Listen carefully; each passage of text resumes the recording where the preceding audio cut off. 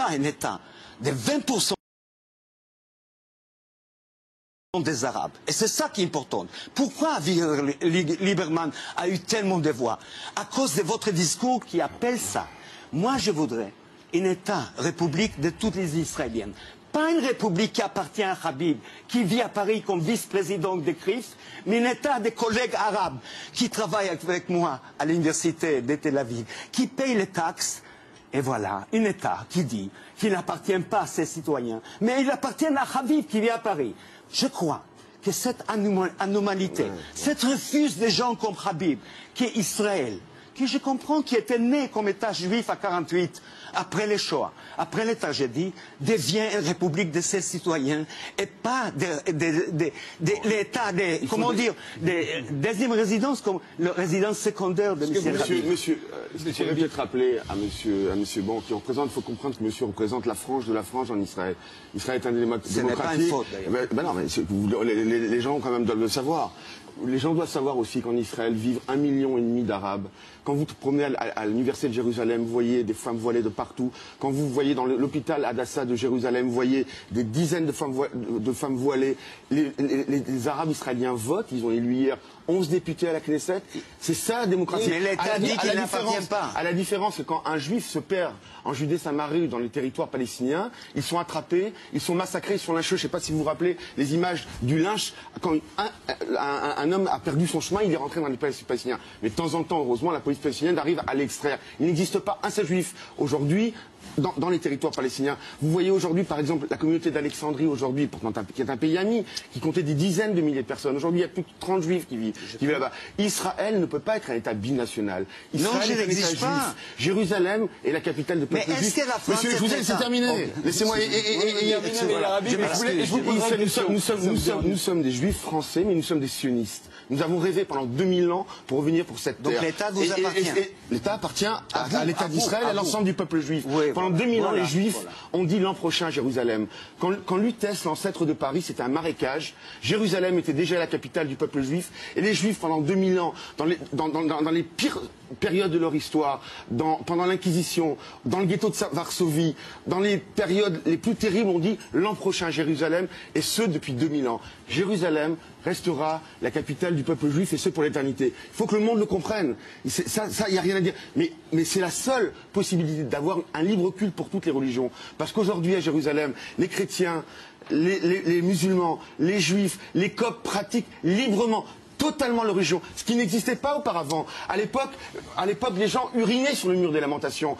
Israël est un État démocratique. C'est le seul État démocratique de la région. C'est le seul État qui permet aux Juifs et aux Arabes de vivre ensemble, y compris à l'intérieur de l'État d'Israël. Donc, le problème, c'est que j'ai un débat avec quelqu'un qui est très sympathique en soi, mais qui représente la frange de la frange. S'il vous plaît. Mais écoutez, on n'est pas là dans un pugilat, on essaie de chacun de parler.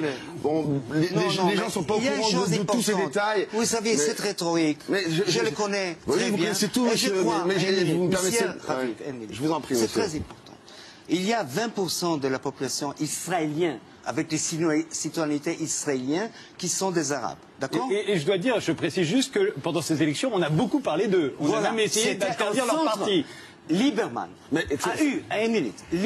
a eu cette petite victoire qui peut-être va devenir une grande victoire à cause de cette rhétorique de M. Habib. Pourquoi ?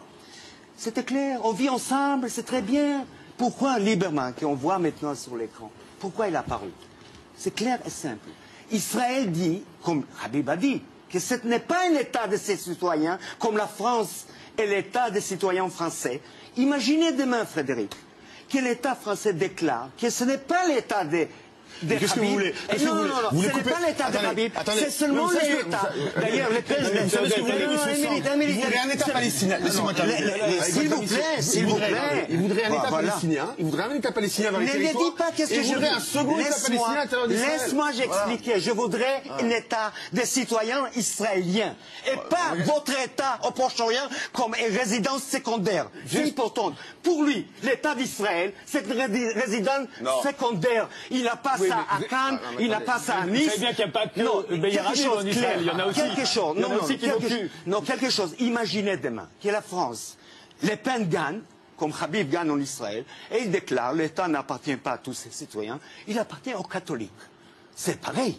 Parce qu'il dit que l'État d'Israël appartient seulement aux Juifs. Imaginez la tragédie qui va se produire demain. Lieberman fait une part en plus. Il dit, voilà, comme l'État est l'État des Juifs et pas des Israéliens, parce que je ne souhaite pas un État binational. Je ne propose pas un État binational. Je propose la destruction de l'État d'Israël. Je propose un État d'Israël des Israéliens. Et je dis clair et simple. Vous voulez dire, c'est très simple, vous voulez un État des Israéliens et pas en fonction de leur religion, tout simplement. C'est ce que j'ai bien compris. Les races, parce que c'est défini pas seulement religion, c'est ça le problème. Parce que pourquoi vous savez qu'en Israël, il n'y a pas une possibilité d'un juif de marier avec un non-juif. Imaginez que la France demain décide qu'un catholique ne peut pas marier un juif. Vous savez, mais je crois que c'est pas... Vous savez, en Israël, un juif ne peut pas marier un catholique.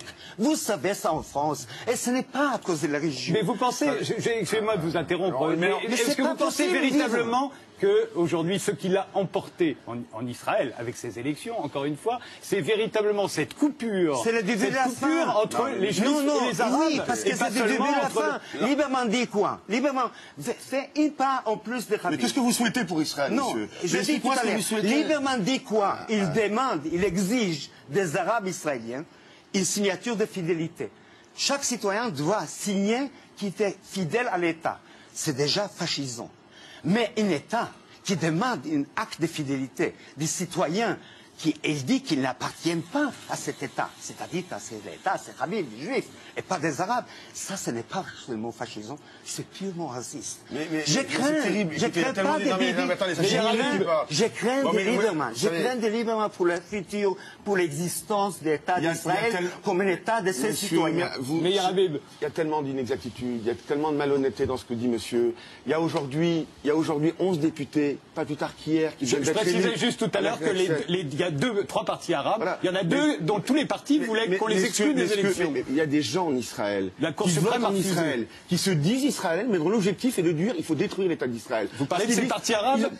Entre autres, ils disent non, nous, ça c'est notre État, c'est notre pays, vous êtes ici sur nos terres, donc il faut détruire. Il y a un problème, on le sait, il y a un État pour deux, il y a un pays pour deux peuples, on va dire comme ça. Les gens doivent savoir qu'avant 1923, la Palestine a déjà été partagée. En 1923, le roi Abdallah a donné la tranche, ce qu'on appelle la tranche de Jordanie. Il y a déjà eu un partage. Mais aujourd'hui, l'ensemble des Juifs, que ce soit des gens de gauche, du centre ou de droite, veulent tous arriver à la paix. Le problème, c'est le moyen d'arriver. Vous savez, à Oslo, on nous a promis un houmous bientôt à Damas. Aujourd'hui, vous ne pouvez pas prendre, comme je vous ai dit tout à l'heure, un café dans le centre de Jérusalem sans pouvoir sauter. Est-ce que le peuple juif a le droit à un État?